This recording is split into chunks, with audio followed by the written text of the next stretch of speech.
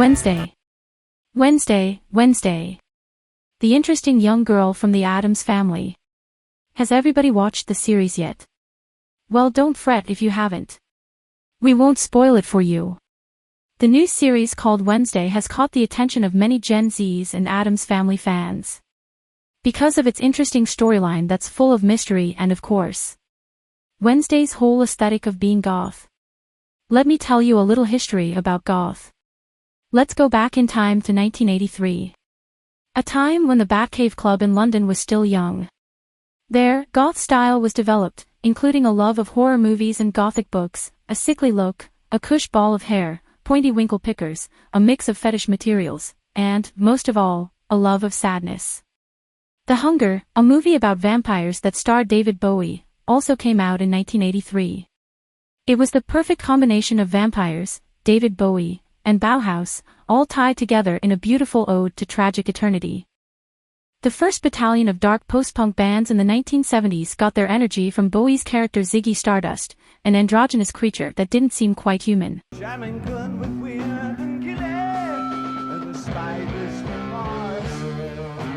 The appeal of Ziggy combined with the appeal of Dracula portrayed by Christopher Lee, Udo Kier, and of course, Bela Lugosi, helped to create the essential icons of the subculture, which were both scary and full of sexual appeal. How does it sound? It sets a mood. Somewhere between a banshee's scream and a bellowing, reverberating howl that could split the Red Sea, goth began as a transition from the roughness of punk's confrontational simplicity to an elegant darkness that was covered in sadness and so much emotion. To be considered goth, there must be as much drama as possible, and the music must be as scary as a spiral staircase in a creaking haunted house, in the style of Hitchcock. Think of this list as a guide to getting that sound, from B-movie horror thrills to reanimated rock and roll rituals to complete sacrilege with blasphemy, bondage, blood, and lots of bats. It goes through subgenres like dream pop, hard rock, synth pop, and glam. It stops in Spain and Germany, pays respects to black-clad country heroes and spooky blues legends, and dives into seedy art rock grottos and DIY punk venues. So pour yourselves a glass of red wine and hold on tight to your rosaries. It's going to be a long, dark night of the soul. Hello, and welcome to Rated G. This is Julia, and here is a list of the 10 best goth songs of all time. Starting with number 10. The Cult. She Sells Sanctuary, 1985. Many people say that the first wave of goth started to die out in 1986. It was the time when the subculture crept out of the tomb and into the sterile spotlight of the alt-rock mainstream. The Cult's journey is a good metaphor for this change. As the band moved away from goth, they shortened their name, from Southern Death Cult, to Death Cult, to The Cult, until She Sells Sanctuary, which was called Stadium Goth, made them famous. Purists laughed at them, but their "I don't give a damn" attitude was undeniable, and other bands copied them. Finally, the cat was out of the bag. Number 9. The Birthday Party. Release the Bats, 1982. Release the Bats, a song by The Birthday Party that came out in 1981, is unlike anything else in music. Nick Cave screams, sex horror, sex bat, sex horror, sex vampire. He sounds like he's about to lose it. Nick Lowney, who made the song, said this about working with the band: they walked in looking like they hadn't slept in days, all dressed in black like they had just come from church, but maybe the church was a ruin with rats, and they hadn't washed in weeks. I will say that it was pretty cool to record a song called Release the Bats, with people who looked like vampires.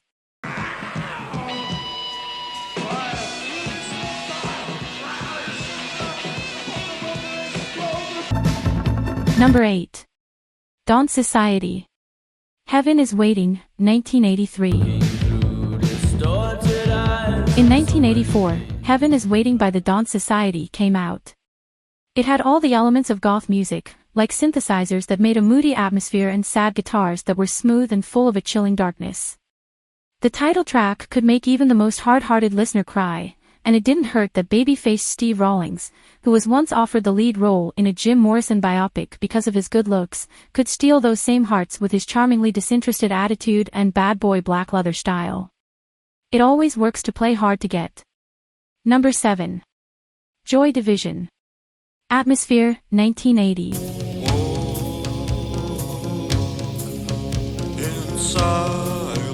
There's nothing nice about this place.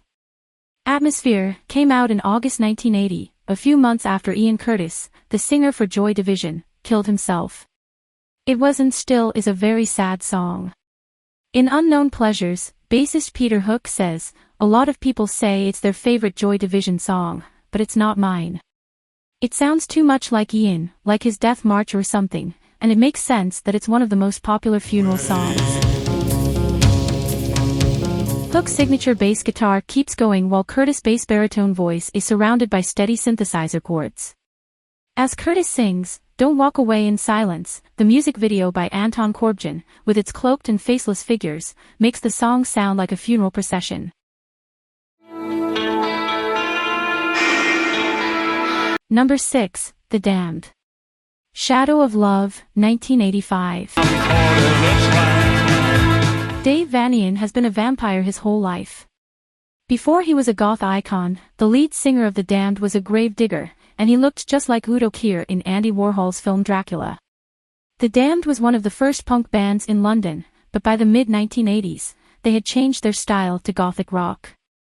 Shadow of Love, like the rest of their 1985 album Phantasmagoria, is full of scary things like ghosts and things that go bump in the night. As a way to show their new direction, the band put goth model Siouxsie Bick in the Shadow of Love video and on the cover of Phantasmagoria. Nick Cave and Bick would get married, and Bick would start a clothing line called Vampire's Wife. Number 5, Sisters of Mercy. Dominion, 1988. It's hard to choose the best Sisters of Mercy song. The nearly 10-minute version of Lucretia My Reflection is important when the DJ needs to go to the bathroom during a club night.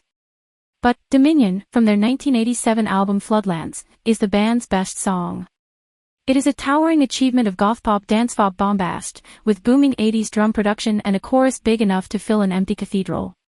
The 7-minute album version added the Bob Dylan quoting Mother Russia, in which Andrew Eldritch cheered for the Soviets to win the Cold War, a pretty bold move in 1987. Patricia Morrison, who later married the Damned's Dave Vanian and became known as Goth Royalty, joined the sisters in the mid-1980s. With her commanding vocals, black fingernails, bush of backcombed hair, and blood-stained red lips, she gave the band a harsh but very feminine look, especially in the music video for Dominion, which features a horse stampede through the streets of ancient Jordan. Didn't know what time it was and the lights were low. Number 4, David Bowie. Starman, Top of the Pops broadcast, 1972.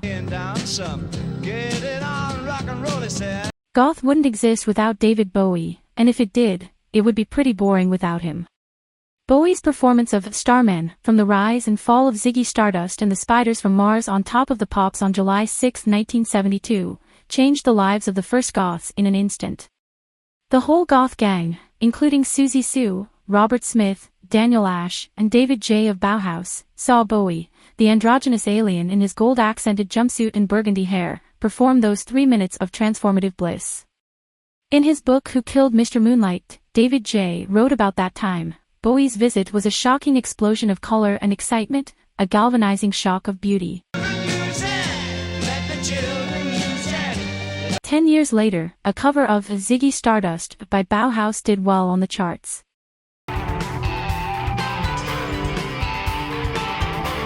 Number 3, The Cure.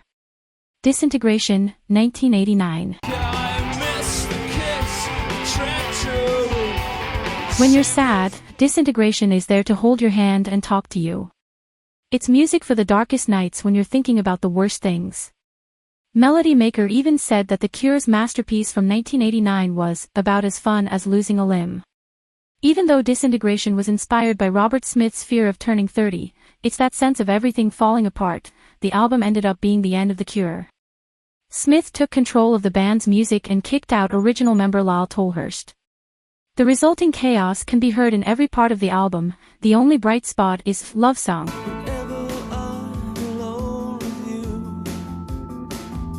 which isn't very upbeat, but it's especially strong on the album's title track, an 8-minute ode to heartbreak that starts with the sound of broken glass and only gets more intense from there. As the song reaches its peak, Smith's sense of madness keeps getting worse, making it possible that this is his best performance as a singer. Here's to Bittersweet Sadness. Number 2, Siouxsie and the Banshees. Spellbound, 1981. From the cradle bars comes a beckoning voice, a cinch spinning. Juju would be the Halloween album if there was one. In fact, Siouxsie and the Banshees album from 1981 has a song called Halloween on it. But Spellbound, the first single, is the red velvet cake. New member John McGeoch's swirling, maniacal guitar work, Budgie's thunderous drumming, and Siouxsie Sue's lyrics about laughter breaking through the walls and spinning in a ragdoll dance make it the best. Siouxsie Sue said, "I've always thought that our ability to make music and topics that are tense was one of our best qualities. Many goth bands have tried to sound like Juju, but all they did was water it down."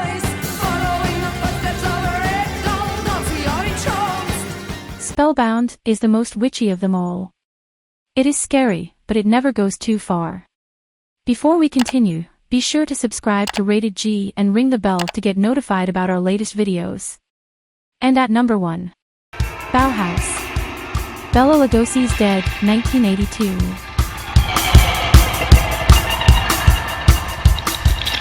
The first song Bauhaus ever recorded was Bela Lugosi's Dead, in 1979.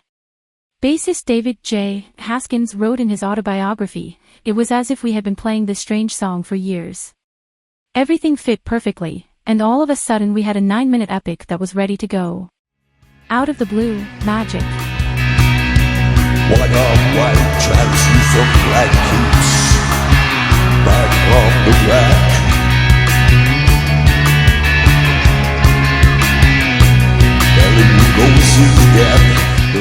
Reverberated rimshots and Daniel Ash's dub-inspired guitar work build up tension slowly, and when Peter Murphy sings the haunting line, "The bats have left the bell tower, the victims have been bled," it immediately makes me think of shadowy monsters lurking just around the corner.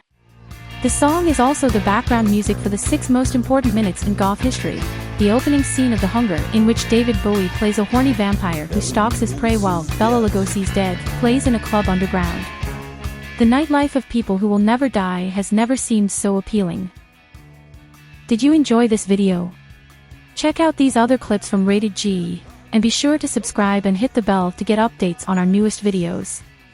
Thanks for watching this episode. I'm Julia. 4 of Rated G.